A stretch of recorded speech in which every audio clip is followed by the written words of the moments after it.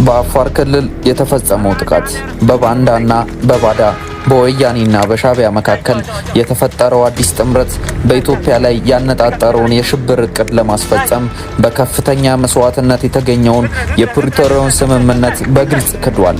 ለዚህም እንደ ማሳያ የሚጠቀሰው ወያኔ በአፋር በኩል የከፈተው ጥቃት ሲሆን ይህ ድርጊት ስምምነቱን ለአንዴና ለመጨረሻ ጊዜ የጣሰ ነው። ይህ ጥቃት ቡድኑ ገና ከጦርነት ጠባሳ ላልዳነው የትግራይ ሕዝብ ዳግም መፈናቀልና ስደት ቅንጣት ታክል ግድን እንደማይሰጠው በግልጽ ያሳያል።